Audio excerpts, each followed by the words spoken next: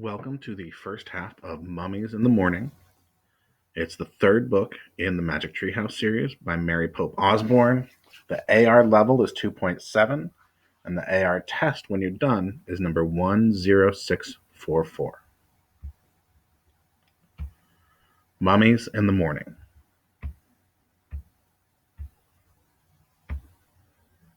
Chapter 1.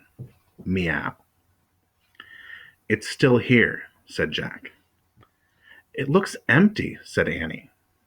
Jack and his 7-year-old sister gazed up at a very tall oak tree. At the top of the tree was a treehouse. Late morning sunlight lit the woods. It was almost time for lunch. Shh, said Jack. What's that noise? What noise? I heard a noise, Jack said. He looked around. It sounded like someone coughing. I didn't hear anything, said Annie. Come on, let's go up. She grabbed onto the rope ladder and started climbing. Jack tiptoed over to a clump of bushes. He pushed aside a small branch. Hello? He said. Anybody there? There was no answer. Come on, Annie called down. The treehouse looks the same as it did yesterday. Jack still felt that someone was nearby. Could it be the person who'd put all the books in the treehouse? Jack! Jack gazed over the top of the bushes. Was the mysterious person watching him now the person whose name began with M? Maybe M wanted the gold medallion back, the one Jack had found on their dinosaur adventure. Maybe M wanted the leather bookmark back, the one from the castle book. There was an M on the medallion and an M on the bookmark. But what did M stand for?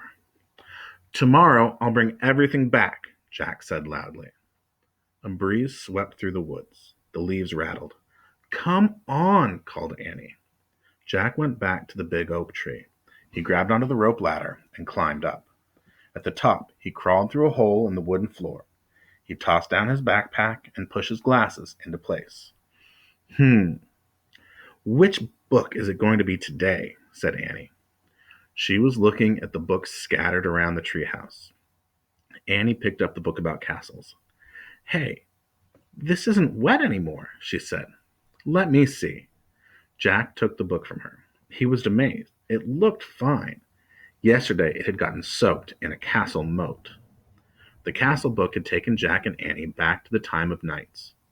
Jack silently thanked the mysterious knight who had rescued them. Watch out, warned Annie. She waved a dinosaur book in Jack's face. Put that away, said Jack.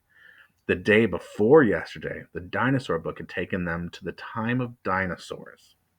Jack silently thanked the pterodon who had saved him from a Tyrannosaurus Rex. Annie put the dinosaur book back with the other books. Then she gasped. Wow, she whispered. Look at this. She held up a book about ancient Egypt. Jack caught his breath. He took the book from her. A green silk bookmark stuck out of it. Jack turned to the page with the bookmark. There was a picture of a pyramid. Going toward the pyramid was a long parade. 4 huge cows with horns were pulling a sled. On the sled was a long golden box. Many Egyptians were walking behind the sled. At the end of the parade was a sleek black cat. Let's go there, whispered Annie. Now. Wait, said Jack. He wanted to study the book a bit more. Pyramids, Jack, said Annie. You love pyramids. It was true. Pyramids were high on his list of favorite things, after knights, but before dinosaurs. Way before dinosaurs. He didn't have to worry about being eaten by a pyramid. Okay, he said, but hold the Pennsylvania book in case we want to come right back here. Annie found the book with the picture of their hometown in it, Frog Creek, Pennsylvania. Then Jack pointed to the pyramid picture in the Egypt book. He cleared his throat and said, I wish we could go to this place. Meow. What was that? Jack looked out the treehouse window. A black cat was perched on a branch, right outside the window. The cat was staring at Jack and Annie. Hey, there's the cat. It was the strangest cat Jack had ever seen. He was very sleek and dark, with bright yellow eyes and a wide gold collar.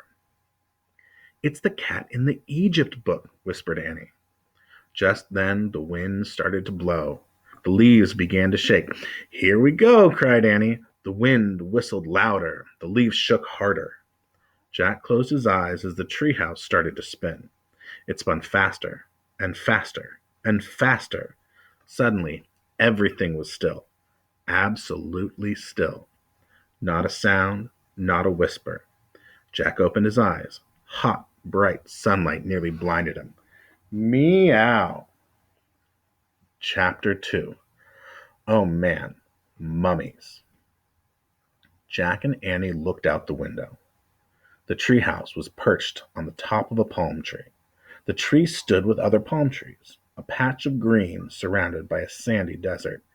Meow. Jack and Annie looked down. The black cat was sitting at the base of the tree. His yellow eyes were staring up at Jack and Annie.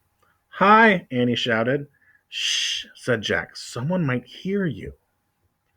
"In the middle of the desert?" said Annie. The black cat stood and began walking around the tree. "Come back," Annie called.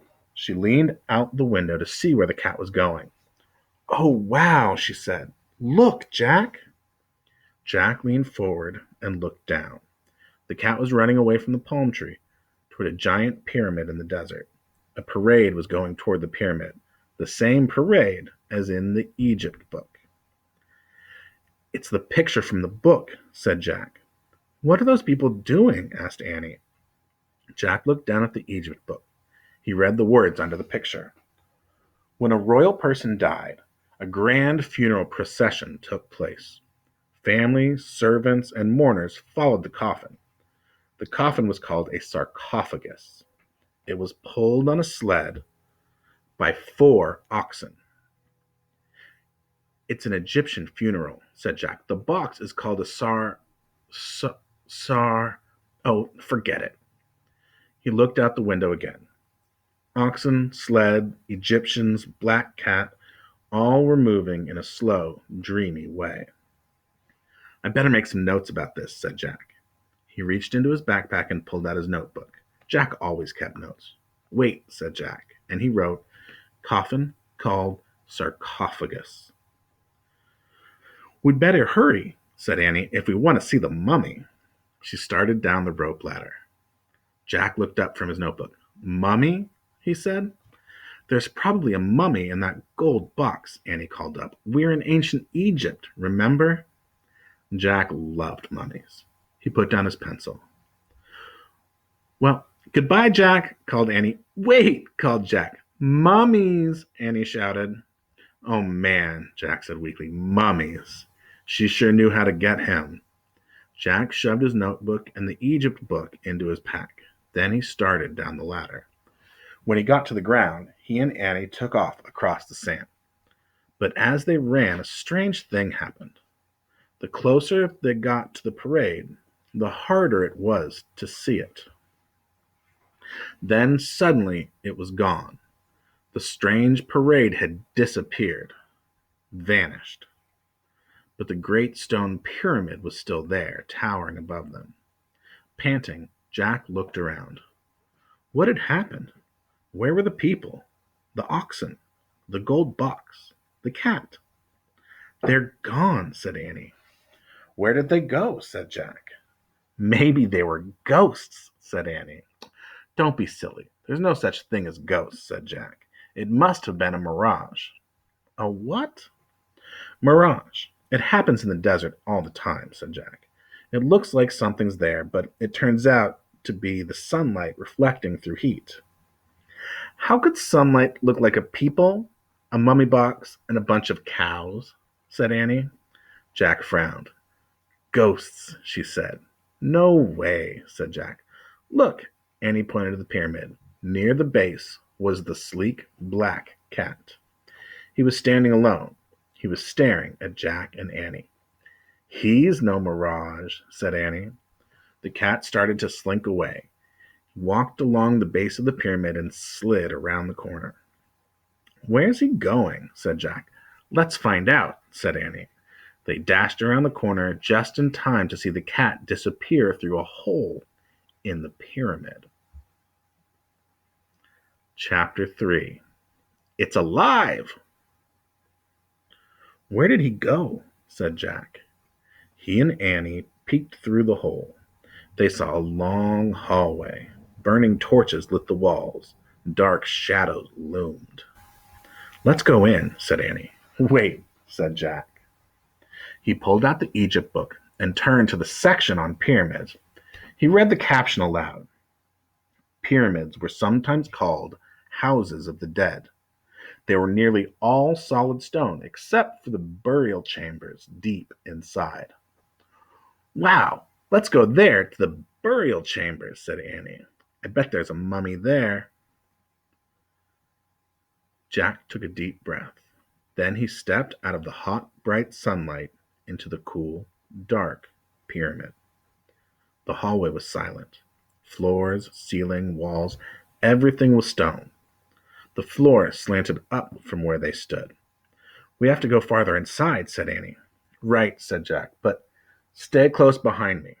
Don't talk, don't go. Just go, said Annie, and she gave him a little push. Jack started up the slanting floor of the hallway. Where was the cat? The hallway went on and on. Wait, said Jack. I want to look at the book. He opened the Egypt book again. He held it below a torch on the wall. The book showed a picture of the inside of the pyramid. The burial chamber is in the middle of the pyramid. See, said Jack. He pointed to the picture.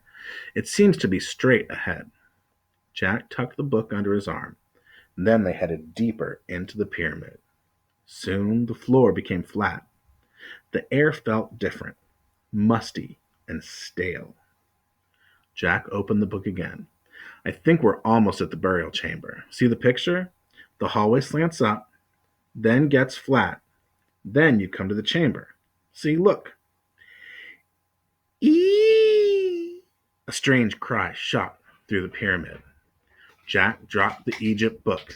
Out of the shadows flew a white figure. It swooshed toward them. A mummy! It's alive! Annie shouted. Chapter 4. Back from the dead. Jack pulled Annie down. The white figure moved swiftly past them, then disappeared into the shadows. A mummy, said Annie, back from the dead. Forget it, stammered Jack. Mummies aren't alive. He picked up the Egypt book. What's this? Said Annie. She lifted something from the floor. Look, the mummy dropped this thing. It was a long gold stick, about a foot long. A dog's head was carved on one end. It looks like a scepter, said Jack. What's that? Asked Annie. It's a thing kings and queens carry, said Jack. It means they have power over the people. Come back, Mummy, Annie called. We found your scepter. Come back. We want to help you. Shush, said Jack. Are you nuts? But the mummy. That was no mummy, said Jack. It was a person. A real person. What kind of person would be inside a pyramid? Asked Annie. I don't know, said Jack. Maybe the book can help us. He flipped through the book. At last he found a picture of a person in a pyramid. He read, Tomb robbers often carried off the treasures buried with mummies. False passages were sometimes built to stop the robbers. Jack closed the book. No live mummy, he said. Just a tomb robber. Yikes. A tomb robber? Said Annie. Yeah, a robber who steals stuff from tombs. But what if the robber comes back? Said Annie. We'd better leave. Right, said Jack. But first, I want to write something down. He put the Egypt book into his pack. He pulled out his notebook and pencil. He started writing in his notebook. Tomb robber. Jack, said Annie. Just a second, said Jack. He kept writing. Tomb robber tried to steal. Jack, look, said Annie. Jack felt a whoosh of cold air. He looked up. A wave of terror went through him. Another figure was moving slowly toward them. It wasn't a tomb robber. No, it was a lady, a beautiful Egyptian lady. She wore flowers in her black hair. Her long white dress had many tiny pleats. Her gold jewelry glittered. Here, Jack, said Annie, give her this. She handed him the gold scepter. The lady stopped in front of them. Jack held out the scepter. His hand was trembling. He gasped. The scepter passed right through the lady's hand. She was made of air. Chapter 5. The Ghost Queen. A ghost, whispered Annie. Oh, goodness.